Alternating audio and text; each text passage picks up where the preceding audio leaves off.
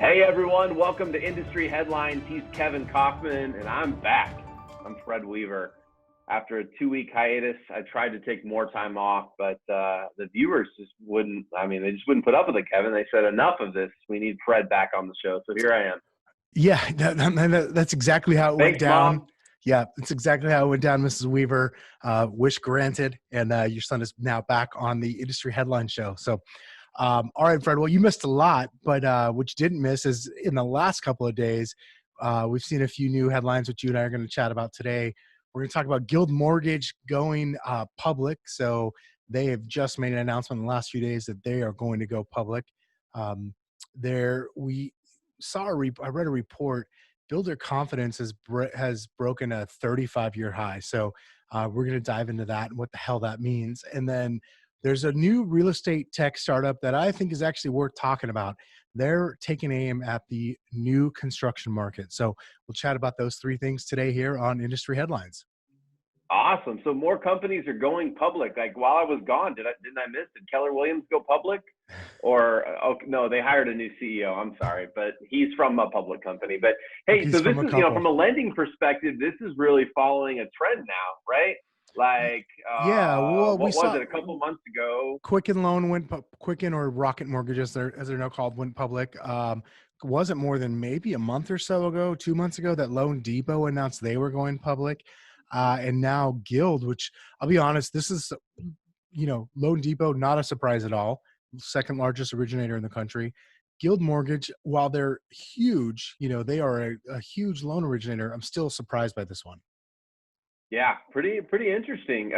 They're expecting that their initial public offering will be between $17 and $19 a share. So that's pretty significant. I think Rocket opened right around that same amount, did it not? I now own some Rocket stock. I bought it in the low $20 range. That is not me giving stock advice. That's just me sharing a story. But anyway, should be really interesting to see how does this competition heat up, right? Like who's going to get the most attention? Is one going to succeed in this game in a big way, and is maybe another going to get hurt? I don't know. It just seems interesting that three very large lenders in the course of a couple of months here have all decided to go public. What I think about is, so Rocket Mortgage or Quicken, however you can think of them, and as well as Home Loan Depot, they've been straddling the real estate and mortgage side and tech side. Like they've been straddling those lines for a while. What this makes me wonder is this the first step in Guild either maybe acquiring another company, partnering with another company, something like that, or plans to build something outside of the traditional mortgage stack, if you will. So it'll be interesting to see how this plays out and what this does to the rest of the industry. Yeah, should be interesting to see. There was some interesting, if you really want to get into the details too, go read some articles on it. There was some interesting piece about the voting rights and a management piece in there too, but we won't get into that today. But if you want to read more, you can go check it out. So what's this builder confidence thing? I got to admit, I have no idea what builder confidence is, so I'm not going to contribute much to this. Is this like those election polls that we're not sure if we can trust? Is this something that we should put some hope in? Like what's going on? What is builder confidence, Kevin? In a way, yes, it's a lot like hopefully it's more accurate than election polls, but effectively it's an index. You just made half the people mad. I'm not sure which half, left or right, but half the people just got mad at you right now. I'm not saying the current polls. I'm just saying historically polls aren't. I mean, I don't even know what the polls say, so it doesn't matter. So if you're mad at me for that, slap yourself, because I don't even know what the polls say.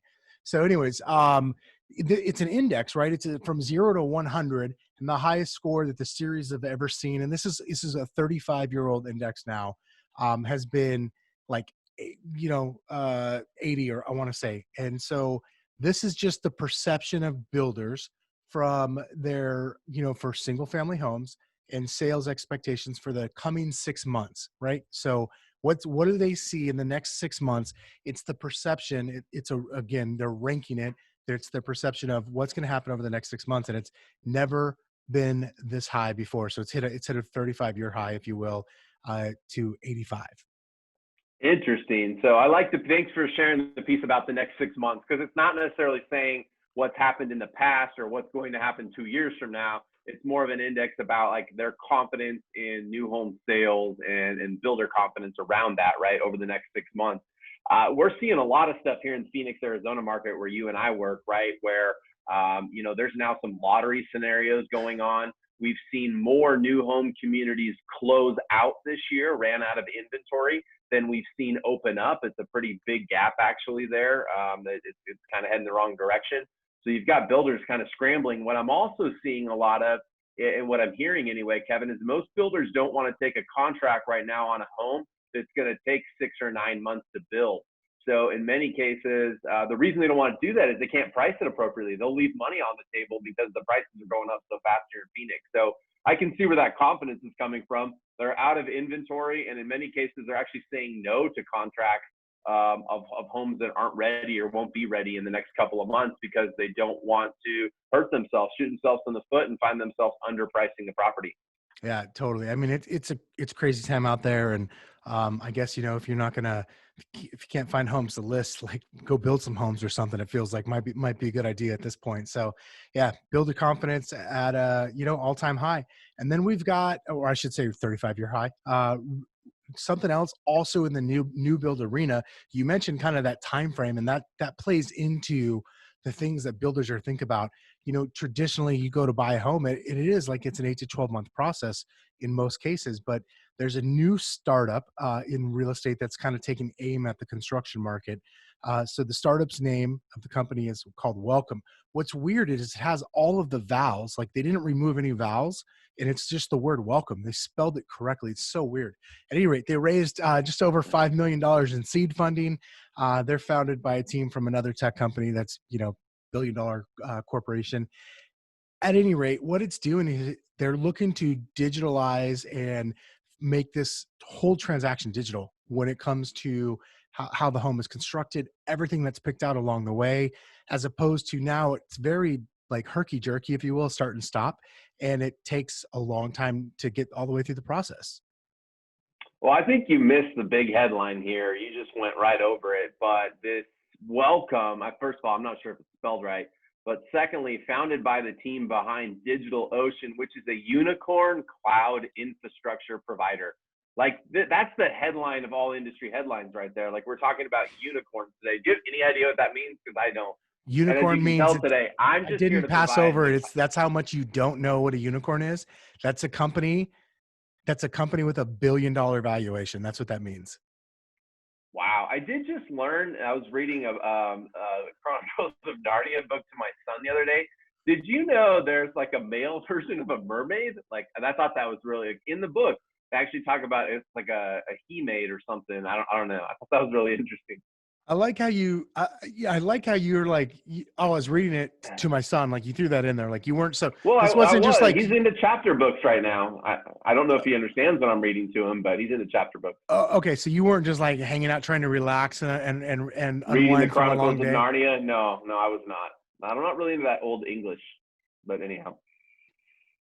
I'm not real sure where to go with this now. I just thought I'd have some fun. I think you missed the fun in industry headlines over the past couple of weeks, so I decided to bring it back today. So At any rate, anyway, this whole digital platform, I mean, consumers can build a home from the groundbreaking stage, right? Which is really interesting, just how they're going to have an earlier piece in the process. I think the struggle, though, kind of goes back to our previous article in some ways, right?